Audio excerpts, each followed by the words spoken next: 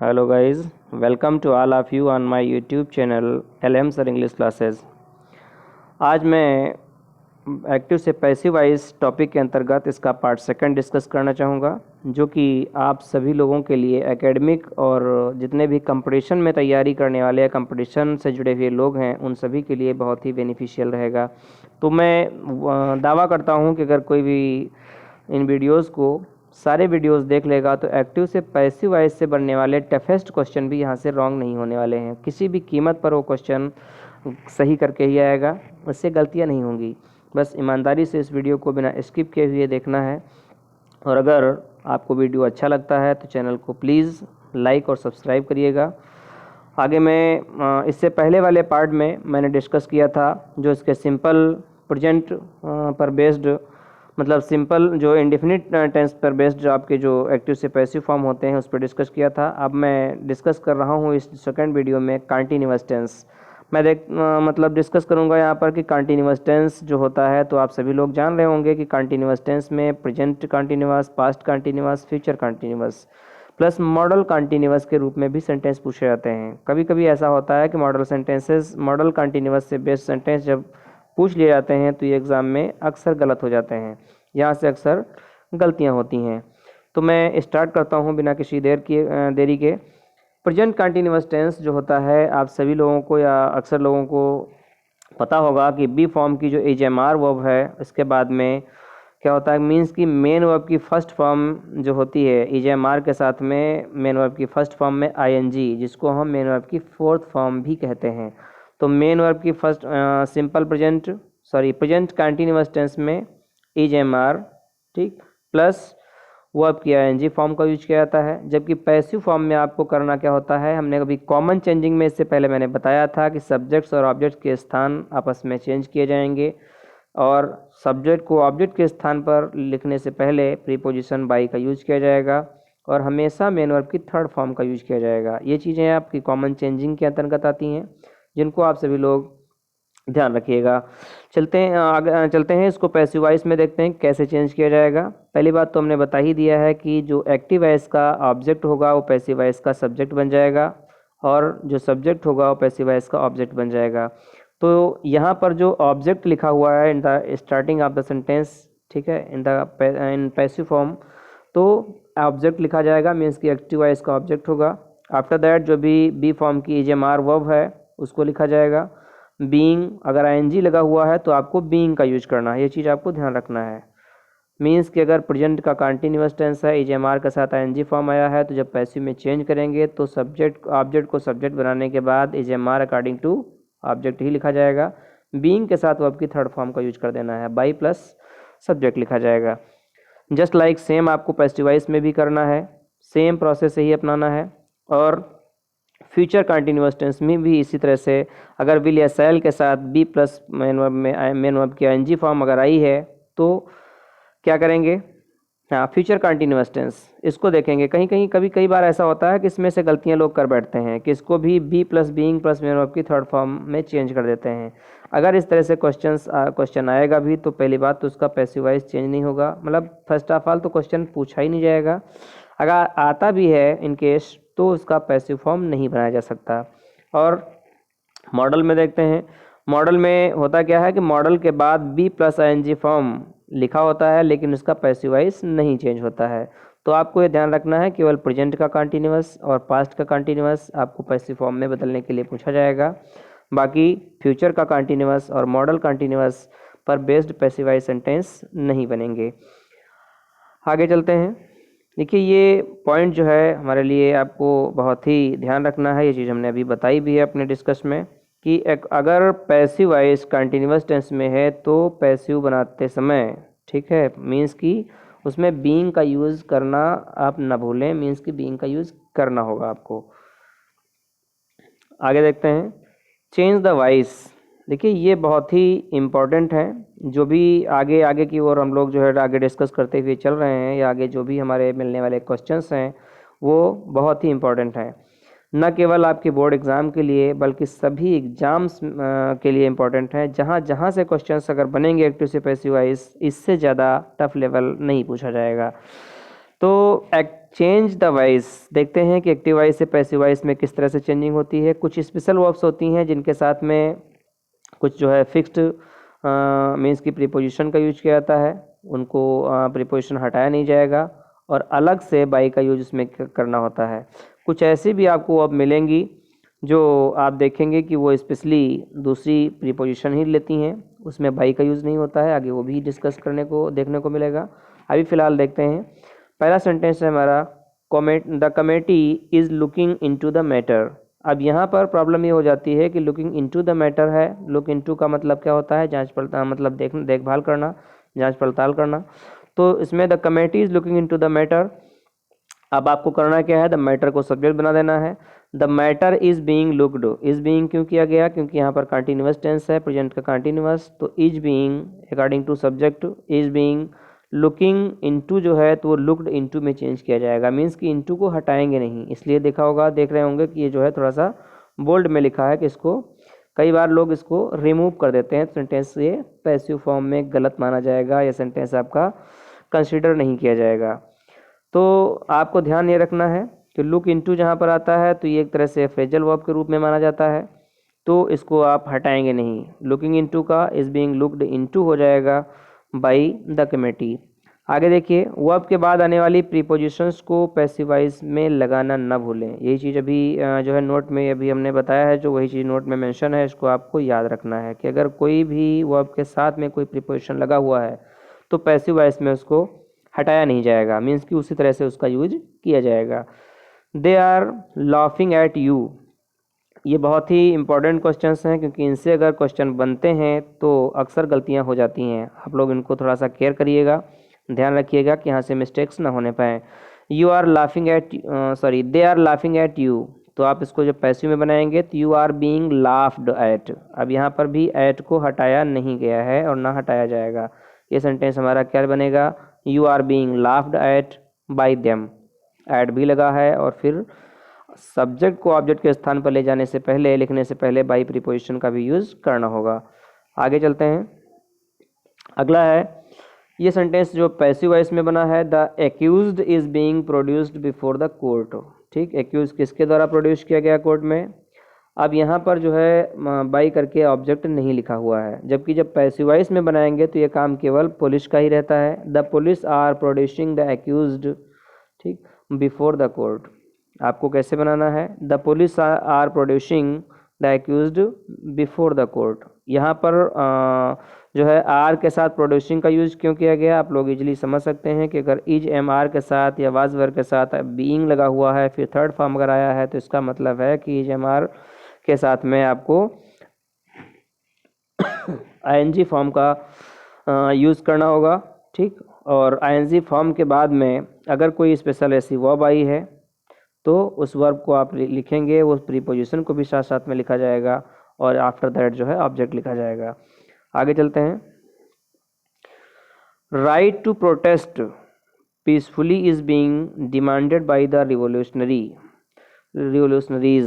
अब ये भी सेंटेंस जो है वो पैसिव वॉइस में है। पैसिव वॉइस के सेंटेंस को जब एक्टिव वॉइस में चेंज किया जाएगा तो लिखा जाएगा revolutionaries are demanding right the protest peacefully. You are not taking the exam seriously. अब यहाँ पर आप एग्ज़ाम को सीरियसली नहीं ले रहे थे, you are not taking the exam seriously. इसको जब पैसिव फॉर्म में चेंज करेंगे तो हमारा सेंटेंस बनेगा, the exam was not being taken seriously by you. अब यहाँ पर द एग्ज़ाम के according was singular number verb लगेगी, साथ साथ में नेगेटिव सेंटेंस है तो नेगेटिव में ही पैसिव वॉइस बनेगा। इस बात को आपको याद रखना है कि एक्टिव वॉइस सेंटेंस अगर अफर्मेटिव में है तो पैसिव वॉइस भी अफर्मेटिव में ही बनेगा। एक्टिव वॉइस का सेंटेंस अगर इंट्रोगेटिव में है तो पैसिव वॉइस भी इंट्रोगेटिव बनेगा। अगर नेगेटिव फॉर्म में है तो नेगेटिव में ही बनेगा, मीन्स कि उसका फॉर्म जो रहेगा उसी तरह से आपको पैसिव फॉर्म में आपको रखना होगा। आगे चलते हैं। आप देखते हैं कि परफेक्ट टेंस, जो परफेक्ट टेंस होता है तो प्रेजेंट, पास्ट और फ्यूचर में 3 प्रकार के परफेक्ट टेंस होते हैं, लेकिन मॉडल परफेक्ट भी आता है जिसको हम पैसिव वॉइस में कैसे चेंज करेंगे। ये तो खैर प्रेजेंट परफेक्ट और पास्ट परफेक्ट और फ्यूचर परफेक्ट आप लोग इजीली हेल्पिंग वर्ब के आधार पर इसको इजीली आइडेंटिफाई कर सकते हैं और पैसिव वॉइस में भी आप चेंज कर सकते हैं।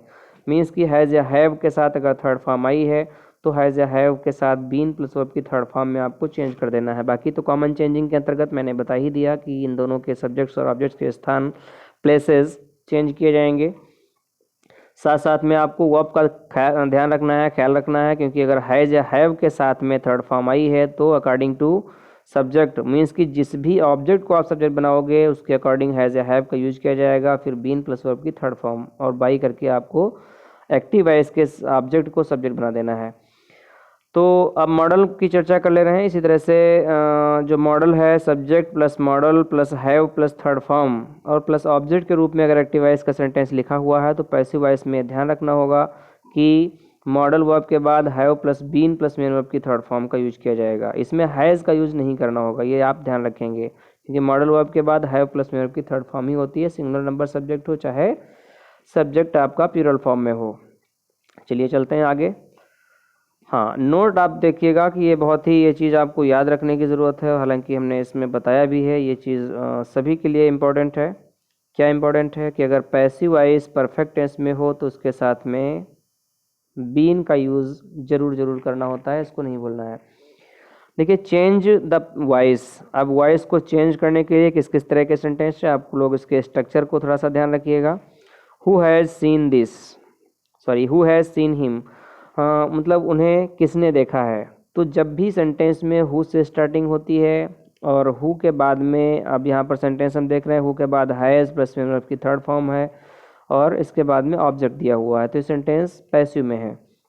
तो अब जब एक्टिव वॉइस में इसको बनाया जाएगा तो सब्जेक्ट, इसका जो ऑब्जेक्ट हिम है, इसको जब सब्जेक्ट बनाएंगे, चूँकि ये हु एक ऐसा आपका ये क्वेश्चन वर्ड भी होता है और सेंटेंस में जब स्टार्टिंग में वर्क करता है तो क्वेश्चन वर्ड के साथ साथ ये सब्जेक्ट का भी रोल करता है, मीन्स ये प्रोनाउन की तरह से यूज किया जाता है सब्जेक्ट के स्थान पर।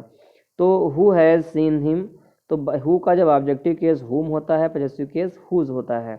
इसको जब आप ऑब्जेक्ट के स्थान पर लास्ट में भी अगर ले जाते तो बाई हुम लिखना होता, तो in the beginning of the sentence ही आपको बाई हुम का यूज कर देना है, बाई हुम।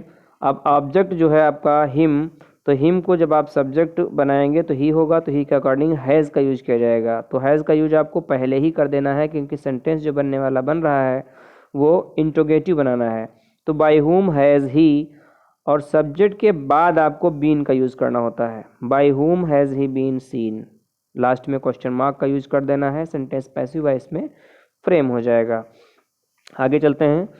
The news has surprised us, अभी हम चर्चा कर रहे थे कुछ ऐसी वर्ब्स आती हैं जिनके साथ में बाई प्रीपोजिशन का यूज़ नहीं किया जाता है, वो स्पेशल प्रीपोजिशन लेती हैं, कहीं ऐट का यूज होता है, तो कुछ ऐसी फिक्स प्रीपोजिशन है, कुछ ऐसी फिक्स वर्ब हैं जिनके साथ में इन का यूज होता है, कहीं टू का यूज होता है, तो इसको देखते चलेंगे, इसको थोड़ा सा माइंड में मेकअप कर लेंगे। द न्यूज़ हैज़ सरप्राइज्ड अस, तो वी हैव बीन सरप्राइज्ड। अब चूंकि यहाँ पर हैज प्लस मेन वर्ब की थर्ड फॉर्म के रूप में सेंटेंस लिखा हुआ है, तो मीन्स कि इजीली आपको आइडेंटिफाई कर लेना है कि हैज़ प्लस मेन वर्ब की थर्ड फॉर्म का मतलब ये हुआ कि ये सेंटेंस हमारा प्रेजेंट परफेक्ट में है। मीन्स कि प्रेजेंट परफेक्ट में है तो हैज़ या हैव के साथ बीन प्लस थर्ड फॉर्म में आपको चेंज करना होगा।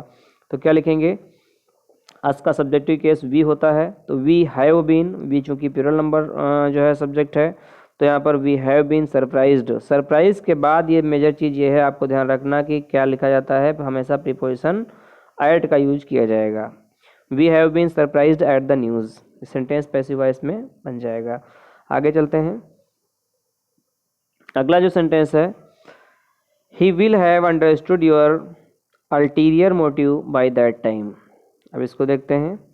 तो योर अल्टीरियर मोटिव जो है ये ऑब्जेक्ट है, तो लिखेंगे your ulterior motive will have been. चूँकि यहाँ पर विल हैव प्लस कौन सी फॉर्म लिखी हुई है, विल हैव के साथ थर्ड फॉर्म आई है, तो यहाँ पर क्या लिखेंगे, will have been your ulterior motive will have been understood by him by that time। जो भी अदर वर्ड आएंगे तो in the last of the sentence आप इसको लिख देंगे।